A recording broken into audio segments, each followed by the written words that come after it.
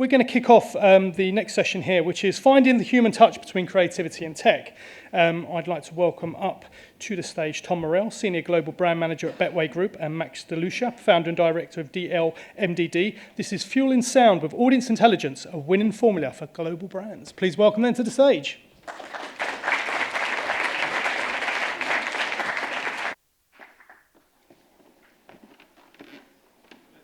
Shall I sit here? I think so, yeah. Hello, everyone. Thanks for having us. Hi. Nice to see you all. My name's Max, as Steve said, from DLMDD. And I'm Tom from Betway. And we're talking about all things sound. We did a project last year, into the beginning of this year. End of last year, I think. A big sort of sound identity project for Betway, which is out in the world and doing brilliant things. We're going to talk about it in a little bit more detail. And we've got a little bit of the story of the project and the identity for you, but also a little bit about how our world, the sound world, I suppose, is being underpinned a lot more now by audience intelligence, by insight, a little bit of data. And I suppose what we're going to be talking about is a little bit of the collision between creativity and marketing effectiveness as well. Before we do that, rather than us just talk at you, obviously this is all about sound, we're going to play you some stuff just to kick off. We've got a bit of a film for you, which just tells a little bit of the story of the project. And I think if everything's teed up, it should appear on this screen. Entertainment. When people think and hear Betway, we want them to think entertainment! That was our start point. Betway is a betting brand. You've heard of them. They're not as big as some, a challenger perhaps, an innovator certainly, but not hugely different from all the other betting brands. Well, here's a quick history. Started in 2006, Betway quickly began leading in-sector innovation and now operates in countries all over the world, providing responsible gaming and market-leading live and interactive gaming experiences. In some ways, they are similar to the rest, at least in the way they sound. But none of the competition have a consistent, ownable sound. A few make use of a consistent voice or a celebrity, but they're either a bit smug, daft, or frankly, tired and cliched. Sorry, Ray. And they all pretty much say the same thing. Gambling? What type of gambling? Why you should do it. Now, Betway were pretty clear from the start of the project, no frilly fancies, we want an ownable, hard-working brand sonic that'll work with everything. And we weren't going to argue. Like we said, no one else in the sector was really doing it. But how do you encapsulate a brand like Betway with all its subcategories in 3 seconds? Just make some whoosh noises and some melodies and stick it all on your comms, right? Well, no, not exactly. To make this work, we began looking at the brand Onion. You know, the Onion. We're talking about a brand who offer entertainment, the kind of entertainment that comes with the thrill of backing a hunch. Of course, many people make up the Betway audience, but there's one thing that ties them all together. Thrill and excitement. All humans feel this, however they express it. So the feeling this brand sonic needed to evoke is that something amazing is about to happen. The brand's proactive outlook gives an energy that feeds into the thrill and excitement, and that energy is tangible, it's catchy. Everything about the brand is well informed, it feels smart. This gave us our project cornerstones: energetic, catchy, thrilling and exciting, and smart. These cornerstones provided a reference point for appraising the creative work and pulled us away from making purely subjective choices. We asked the team to appraise lots of different sounds against these cornerstones. This gave us a wealth of material to carry forward. We briefed 6 carefully selected composers who between them have made more sounds than you could listen to with the remaining time you have left on Earth, and they set about creating the sound of Betway. After a lot of audio research, 5 creative rounds and feedback sessions, over 70 different ideas, a ton of scoring, analysis, and biscuits, it came down to one sound, this one. Why? Not because it scored the best, and not because the person at the top said, that one's my favourite one. That would be stupid. It was chosen because it said entertaining, energetic, thrilling and exciting, catchy and smart. I thank you. Great summary of that. So many hours distilled into a couple of minutes there. Maybe we start at the top, Tom. Mm-hmm. Why sound for Betway? Why sound? Why audio? So Betway lives in a category that is, there's many betting brands, and I think trying to stand out is a bit of a struggle. I mean, if you take the names of a lot of these betting companies, got Betway, Bet365, Betfair, everything's got bet in it. So, there was a bit of a need to separate us out from the crowd, I guess, initially. Then things that are quite unique to Betway itself is we do a lot in the sponsorship space. So You see our name all over the LED screens on the Premier League football matches. We have deals with West Ham and Tottenham Hotspur and all these high-profile football teams, and many, many more, tennis events and so on and so forth. So there was a kind of question mark of, okay, so we've got this physical version of our logo out there, and we're getting it out there in lots of different ways, but what about from a sonic point of view? That was never really explored. And then I think at the moment that I joined the business, there was, it was quite a good time to join, because I think there was just this need and desire to evolve the brand just generally, and we focused a lot on the visual side of the brand and creating a visual identity. And it was just opening questions like, okay, what do we do from an audio perspective, and how can we turn these distinctive assets that we've got visually into something that could be sonically portrayed? Fantastic. And I think it's interesting, or it was an interesting brief for us, because it was specifically about a sonic logo, a tiny moment of sound, which, compared to the way some brands tackle sonic, it's about huge soundtracks, it's about massive suites of deliverables and all these things. But for you guys, it was about one tiny moment in the grand scheme of things. Why was that? Yeah, it was all about creating like a singular brand sound, and we wanted it to be, hard-hitting, memorable, distinctive, and we wanted to be really focused in our approach. And I think, my role is quite a global role as well, so there's a lot of buy-in that's required from the markets, and I think it almost represented a slightly more simplified approach, and one that could ultimately give us the utility that we needed. Cool. How are we doing for time? Plenty. So, big challenge with sound, as everyone knows, is about the subjectivity around it, I suppose.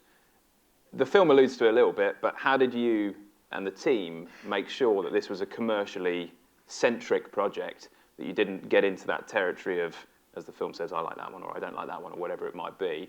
What were the anchors that made sure that you were crafting something that was about the business and not what people liked in their own personal tastes of music and sound? So I think, like any creative project, it starts with a good brief, and I think because we've been on this journey as a brand in terms of defining like the anatomy of the Betway brand, be it our positioning, our logo, our font type, and then across all of our different sub-brands. So we had these kind of new things to talk about, and that obviously went into the brief, and that there were things that we wanted to essentially anchor the creative process against.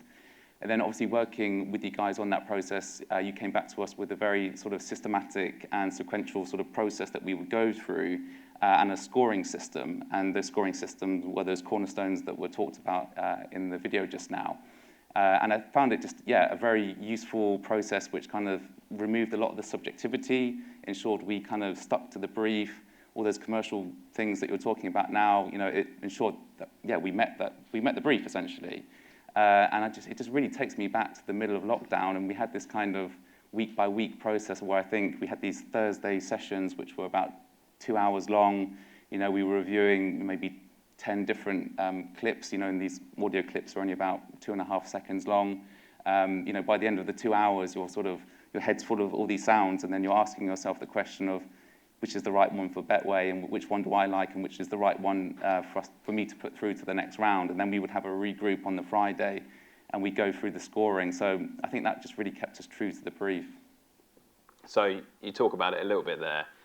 The kind of almost comedy with this is that we're talking about a tiny fragment of sound, aren't we? We're talking about what I would call a micro composition. You've got a piece of music that's however long it might be. We're talking about a tiny, tiny fragment of sound. What was the process? I mean, obviously, we do it every day. It's very normal to us, but I can completely appreciate that when you take this work to the board and everybody's sitting there, and you've been working on this project for however many months, ready, set, go, and you play these tiny fragments of sound. What was that process like, taking such small moments of sound back to the brand for buy-in, for, at the end of the day, it's an identity, isn't it? What was that process like? Well, I mean, everyone was kind of involved in the process. So we had a kind of working group of DLMDD yourselves. We had Saatchi Saatchi, our agency, and then, of course, the brand team at Betway. Then also some senior people within the Betway organisation were also involved in that process. So they were able to kind of taste and experience, what we went through.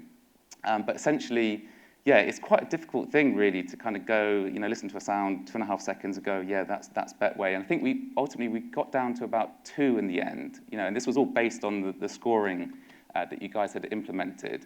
And it just provided like a really useful sort of platform for us to go, well, actually, out of these two sounds, you know, rather than it being, this is the one I like, and I think, again, it alluded to that in the video, it was actually which one scored the best. So it just kind of kept us really true the whole time, and I was really thankful for that process, actually. Fantastic. So we come on to talk about, that's kind of our creative process of how we journeyed through from kind of that boardroom desire of we want a sound to we've got one, we've put it out there in the world. The sort of underbelly of this session is talking about marketing effectiveness ultimately. How do we know? These things are lovely, nice things to have. We all know they work intrinsically. There are very famous examples out there in the world that we don't need to play you because you know them already, famous brand Sonics. When we go into the territory of, and obviously your desire as a brand is to want to know, does this work? Is this having, you know, we've invested time, we've invested energy into this thing. How do we know that it's having the impact that we want it to have in the world? And we've got a slide, I think, that we're going to bring up to show you. Just one slide, this presentation. We don't want to bombard you with slides. But there was a study done by Mark Ritson, which was featured in Marketing Week. Some of you may have seen the presentation that this went out in at the time. And this amazing thing happened. Betway rose to the top of being the best newcomer, one-to-watch Sonic asset in the years to come. I think Ritson said something along the lines of the fact that watch this because it could be a top 3, even top 5 global Sonic in the years to come. And this was a study that was done with a pool of participants looking at the effectiveness of Sonic logos and specifically the top 10 in the UK. And they're all the sort of famous ones that you'd know, the likes of Auto Glass, the likes of Sheila's Wheels, all these kinds of things. And up popped, by some bemusement, maybe to us, if we're being honest. Absolutely. Betway, yeah. right up there. Do you want to talk a little bit about this, what this was like, just getting that insight, that understanding? It was a brilliant thing for us as well. I must say the whole thing almost was a complete accident, the fact that this even made its way into this study in the first place. But it did, and we got these amazing results from it, and it's kind of, it's done great things for this sound identity, hasn't it? Absolutely, yeah. I think, you know, it's helped our cause internally as well, and selling in the brand Sonic to local markets. I do remember kind of watching this, I think it was called like a Top of the Pops for Sonic identities, and I think the Intel Inside one was played, and then Mark Ritson went on to talk about our one, and it was almost like, really, is this happening? And then he went on to kind of talk about Just Eat, I think, afterwards. So, yeah, I mean, we got some great scores there. We, you know, 74% for brand appeal, 92% for brand fit, and I think that really goes back to that whole scoring system. We definitely, well, clearly chose one that does fit the brand well, and, you know, sort of talks to those kind of brand anatomy things that I was talking about earlier, and then sort of perceived value of 77%. The one we scored a bit low on was salience at 15%, but that's because at the time the research was taken. I think it'd only been in market for literally a couple of weeks. So, you know, to get that kind of insight and get that data back, you know, it's really served us very well. And actually, I'm due to get some more insights back because we've done a distinctive asset assessment of the Betway brand, both kind of visually and sonically. And that's basically the idea going forward is now we'll sort of benchmark ourselves and just to understand how salient we are as a brand. And that's incredibly important for us as a brand and a business just generally. What's it like actually being able to take, you know, I suppose when this project started live, you've got a great asset, people start to know it, that's brilliant. What's it like actually being able to take these sorts of results back to the business, to the brand, at brand level? How was it received? Yeah, just really well. I mean, yeah, because sometimes when you're dealing with brand, you know, things don't feel that tangible, but all of a sudden this, you know, made it scientific, made it tangible. And we want to create branding that's effective and salient. And, you know, we've done a lot recently. We've you know, got quite a robust sort of research department now that sort of tracks our brand health and all this type of thing. And as I mentioned, you know, we're looking at the salience of our distinctive assets as well. So it's just incredibly useful to have this insight and data to kind of back you up. And I think Mark Ritson said something along the lines of those guys know what they're doing. I sort of felt like I was getting my homework marked or something like that. What's the plan next then for the sound? Obviously, it's launched this year, really, hasn't it? How's adoption by markets around the world? You know, you mentioned the fact that your role is a global one with a global outlook. Obviously, part of creating any distinctive new asset is making sure it's adopted in the right ways by global markets. How's that going? Yeah, that's actually been the easy part. I think, you know, we've got these insights to back it up and the data to prove it. I think maybe the trickiest thing is sort of more from a kind of practical point of view. Quite often I'm seeing markets struggle when it comes to okay, how would you put the brand Sonic in and make it work with the voiceover that you're trying to include in the campaign music, for instance? So there's some sort of practical things that are kind of maybe aren't sort of talked about or something, but I think just on my experience, it comes to like the kind of brief writing again. I think when local markets, what I try and encourage them to do when they're working with their local agencies is to make it clear to the agency that, we've got this brand Sonic, we need to make it fit into our TV ad or radio ad. And yeah, essentially it needs its own space and that advert to be able to breathe and so on. So it's kind of like some practical issues have come up recently, but that's the reality of what we're dealing with, I think. And just like that, with 3 seconds to go, that's our 15-minute slot on sound, Betway, creative and marketing effectiveness. So thanks for having us. Thank you.